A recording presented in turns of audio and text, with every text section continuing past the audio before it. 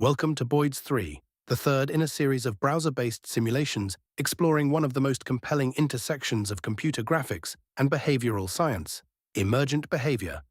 This concept establishes that complex behavior can arise from a set of simple rules. What makes this additionally interesting is that there is no central control, no choreography, and no script. This series of projects is inspired by Craig Reynolds' 1987 SIGGRAPH paper, Flocks, Herds and Schools, a Distributed Behavioural Model. 4 decades later, it remains one of the most enduring models in behavioural simulation. In this interpretation, the agents, also referred to as Boids, are attracted to a hidden moving target.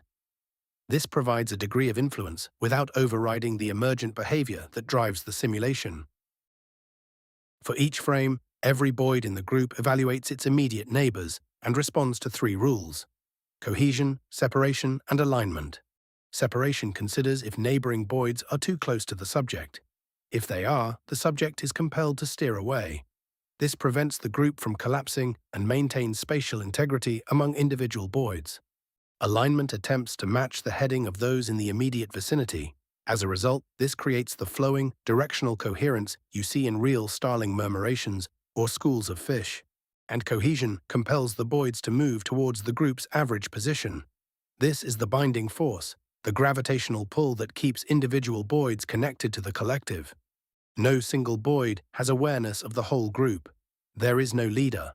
Instead, the shape, rhythm, and behavior of the flock emerge entirely from the parameters of these interactions, which are recalculated up to 50 times per second. Previously, Boids 1 established the core environment, including a control panel with camera and light parameters and a single Boid following a target object. Boids 2 introduced the 3 core steering behaviors: cohesion, separation, and alignment. This project builds on that foundation by introducing spatial obstacles and environmental constraints that the group must actively navigate. Vertical cylinders are placed within the scene as obstacles that the Boids need to avoid. The red line around each cylinder defines the circumference of a zone that repels the Boids and prevents them from colliding with the cylinder. The repulsion factor affecting the Boids begins at 0 on the outer edge of that circle and increases steadily inward toward the cylinder's surface.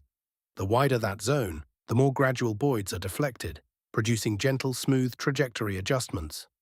The narrower the zone, the more concentrated the repulsion becomes, forcing sharper, more urgent turns as Boids enter it. The floor operates with exactly the same principle. A volume, defined by a box, exerts an upward repulsion. This repulsion starts at the upper boundary and is strongest at the lower boundary. A deep volume produces a gentle, gradual climb. A shallow zone produces an immediate, abrupt pitch upward. In both cases, the behavior is not scripted. It emerges from the agent's response to a field of increasing force. All the parameters governing the behavior are adjustable: the perception radius, turn rate, speed range, and the individual weights of each of the 3 steering values. The result can produce flocking behavior that ranges from tight, disciplined formations to loose, atmospheric drift. The camera can automatically track the flock, maintaining a consistent view as the group moves through the scene.